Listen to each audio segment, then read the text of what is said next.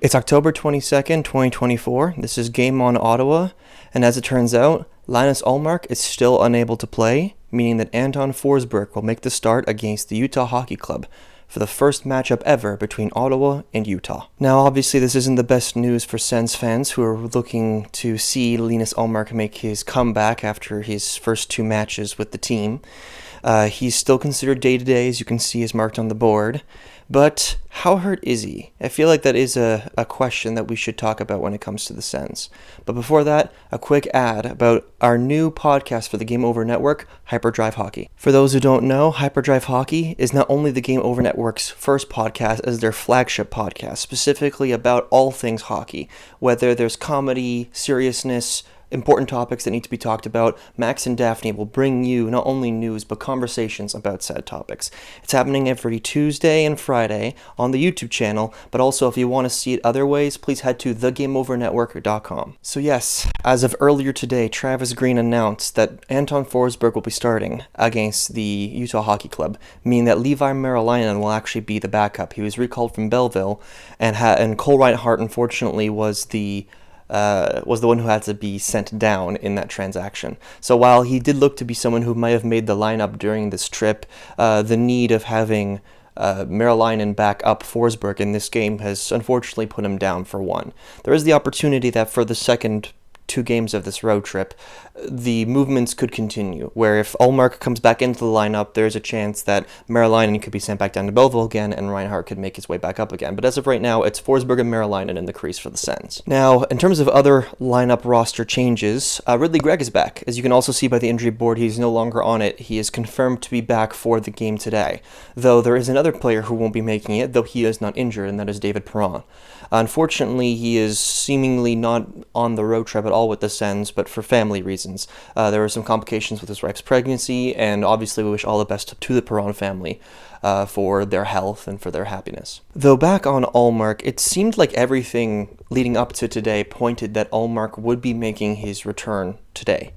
And he did make a pretty heavy skate, and he did actually skate in the practice today, along with Ridley. So everything still pointed to him playing, but then Travis Green announced that Forsberg was starting and Ullmark wasn't.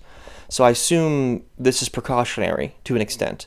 But this also brings up a question that was brought on a lot on Twitter, and that is the transparency around the team. There has always been that problem with the Sens in recent years about injury transparency, to the point where most often we don't know what players are facing until the next year, until they've healed from it, and then they speak on it and they let people know, oh, my wrist was hurt, oh, my back was hurt, oh, my leg was hurt.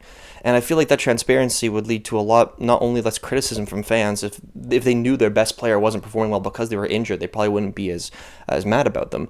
But also, especially for Linus Ullmark, who is all this week has been discussed of returning, and then gets held back another day. Now, it can be good and bad. Obviously, it's good to know if your players are injured or not, but also sometimes if it is something minor where they just need another rest day, it's probably not worth too much worry. It is the early year, and we do still have a lot of games to go, and we're not in a win or we're the season's out scenario. We're not in a Nashville Predators right now scenario where we need to win games. I don't mind giving Ullmark another rest day if he needs it. Though, obviously, let me know your opinions on what you think of the transparency of this team, and if you think Ullmark not starting today is as much of a worry for the fan base as everyone seems to think it is. So with the skate that there was today, it was optional for the team. Alfredsson once again made a appearance on the third line, but it seems like with Perron out and Gregg in, the top six remains the same, with Amadio on the first and Giroux on the left-hand side on the second. But it'll be Gregg, Pinto, Gregor on the third line, which is a pretty cool, in theory, third line. You have a very defensive center, you have a very capable left wing in Gregg, and then you have Noah Gregor, who has proven very capable defensively, and he has a wicked shot and is extremely fast.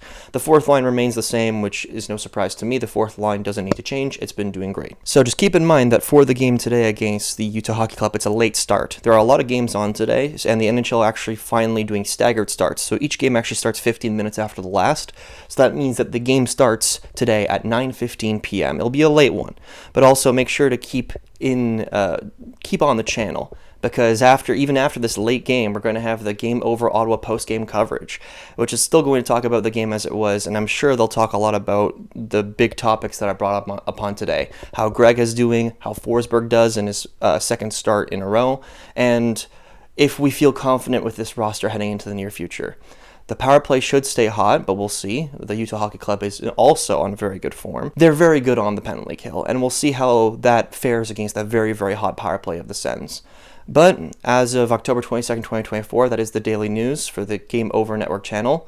I'm Michael Czar, and let's see if the Sens can do something they've never done before and beat Utah.